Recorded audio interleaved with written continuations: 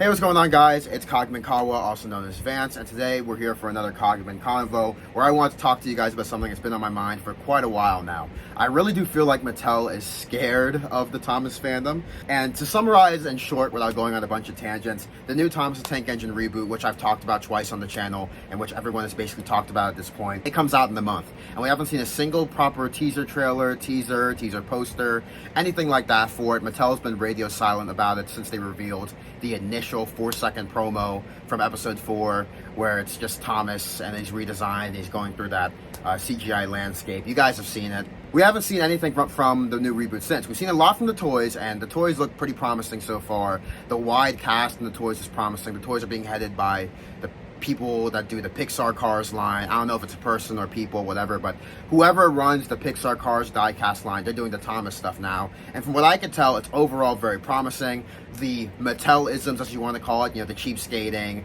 the regular factory errors, that still unfortunately seems to be a thing. But overall, the big picture of the toys is moving in a great direction, a better direction than it's been moving in the past 10 years. So that's very promising. But this video is not about the toys. This video is about the show itself and the fact that we haven't gotten a single teaser trailer yet.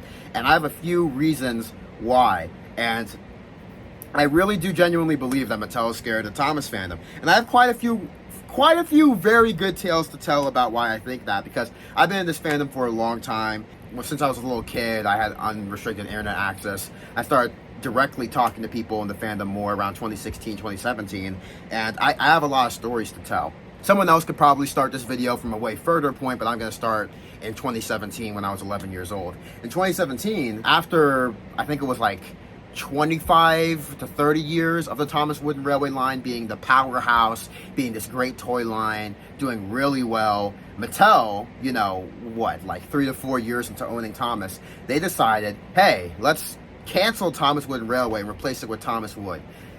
And most infamous of this toy line, they did not fully paint the engines. They left all the corners unpainted. They left even more than that unpainted. And they were trying to pass it off as this pseudo-woke, pseudo-environmentalist jargon, where they were like, oh, it's real wood. You could see the real wood, you know. It's good for the environment. They said something like that, something along those lines. They were saying, oh, these toys are better because, you know, the edges. There's no wood on the edges. And I'm passionate about the environment. I'm passionate about nature. And I'm passionate about toys and products that are conscious of the environment. But this is just a slimy thing that Mattel did. They were trying to pass it off as some sort of environmental thing, as some sort of improvement, when it really wasn't. They took a perfect, timeless toy line and they killed it for no discernible reason. And then, when the parents and the Thomas fans on the internet had serious backlash, like, the backlash was crazy back in the day, on Twitter, on YouTube, and the YouTube comment sections, they were bombarding their own videos and the official Mattel videos and the official Thomas Tank Engine videos, because this was before YouTube Kids. You got to remember, this is before YouTube Kids. You could actually comment on the Thomas Tank Engine channel back in the day. And what they were doing is, us Thomas fans, we were rallying against Thomas Wood. We were like, this is horrible. One of my first ever viral videos, I think the first ever viral video I ever did, was a Thomas Wood rant on my old channel. We didn't like Thomas Wood, and Thomas Wood was so bad that Mattel tried to course correct a year into Thomas Wood by re-releasing the Thomas Wood items fully painted, which they were fully painted in all honesty. And I will concede, in retrospect, some of the Thomas Wood items were improvements from the previous Wooden Railway items. Not many, but a very small handful. Like, for example, Harvey, that was a really great Thomas Wood item. Very, very good rendition of that character. We never got an updated Harvey in the original Wooden Railway line, but like 99.9, maybe 99.8% of Thomas Wood was just terrible. And the backlash from Thomas Wood was so bad that eventually the Wooden Railway line just died. Now, of course, Mattel did try again in 2022 to reboot the Thomas Wooden Railway line. And admittedly, these were really good toys, but they weren't in many stores. They were pretty expensive. They didn't do many sets, and the line essentially died after just one wave that was prolonged until 2025 last year, when I made my video about Thomas Wooden Railway 2022. But yeah, the backlash from Thomas Wood was really bad. And there was another instance where backlash was really bad. Oh my goodness.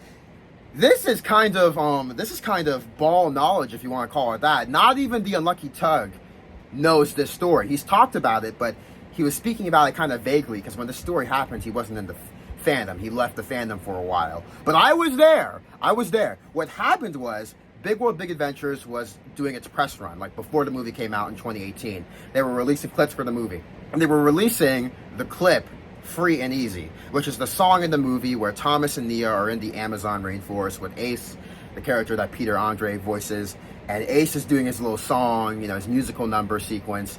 And halfway through the song, or maybe a quarter of the way, I don't know, maybe a little further, I don't know. At some point in the song, Ace sees Carlos. Carlos is the Mexican character that was introduced in The Great Race.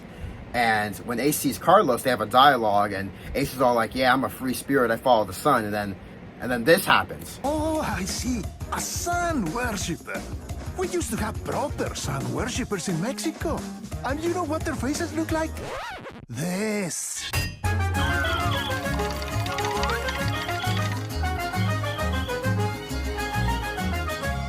Really hope I'm able to show that clip, because or else I'm gonna have to add some awkward text on screen. But yeah, that was 2018, guys. What I mean by bringing all this up is that was unacceptable for the time period. Obviously, it would have been unacceptable in any time period, but that was just tone deaf, especially in a movie that's supposed to appeal to other cultures and advertise to other cultures. You're essentially making a joke of this culture right here. And maybe that wasn't the intention, but the way I saw it and the way a lot of people perceived it, that was racist. That was a bad move. The backlash in the comment section was crazy. People were ripping into it in the comment section, I remember. And it was so bad that they took it down. And it was so bad that they cut it out the movie. The scene with Carlos is no longer in the movie. Carlos is like, oh, where are you going, my friend? And then it cuts to Ace talking about, I'm a free spirit, I follow the sun. And then it hard cuts to the next part of the song. Now, admittedly, that works better. The Carlos scene kind of just ground the scene to a halt and made the pacing weird. So I feel like even if it wasn't a racist scene and it was like a normal scene, they still should have cut it out. The fan backlash to that scene was really bad, you guys. Like, it was really bad, justifiably so. I remember being there, people were saving the clip and they were talking about, this is unacceptable. Like, they were like, we got, what y'all got Carlos doing? It made us worry about what they were going to have the other international characters doing in the show. And we were right to be worried, because a lot of people have gone back and forth about whether or not Big World Big Adventures is racist. I personally believe that at best it's culturally insensitive and not the best representation, and at worst, yeah, it is kind of racist. It's not the worst thing out there. There's much worse, more hateful stuff out there. I don't believe anyone who actually worked on the show had bad intentions, but the fact still stands. The backlash from the Carlos scene influenced Mattel so hard that they changed the movie. At least that's my perception of things, because all I know is the scene was leaked. Not leaked, no, they posted the scene officially. We freaked out in the comments. And then next thing you know, when the movie came out later that year, the scene wasn't there. Draw your own conclusions, but to me, that seems like a very Thomas fan thing. Fast forward to 2020, I believe. 2021, 2020, one of the two. Big World Big Adventures obviously failed. Obviously. And Mattel moved on to the next thing, and our next venture was All Engines Go. For those of you who still somehow don't know, All Engines Go was like this 2D animated reboot of Thomas in a different continuity. The engines are no longer like actual engines, like they are aesthetically trained, but they're not functionally trained. They jump off the tracks, they use their wheels as hands. It's a very different show from Thomas, and it's not at all a show that's poorly produced, but it's not at all Thomas, and it's not a good representation of what the franchise is, and it was the wrong direction to go, in my opinion. All Engines Go did do some good things when it came to cultural diversity and lessons for children, and it had a great voice cast, but it was not a good representation of Thomas, and it did not last or have a lasting positive impact among the general viewing audiences.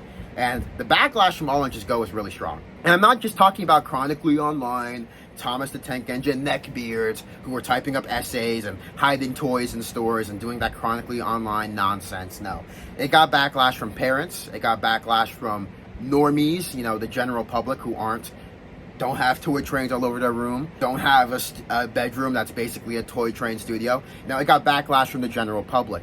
I remember seeing videos by like Valesky Bum, I think that's his name, and other cartoon reviewing channels talking about this new Thomas the Tank Engine reboot.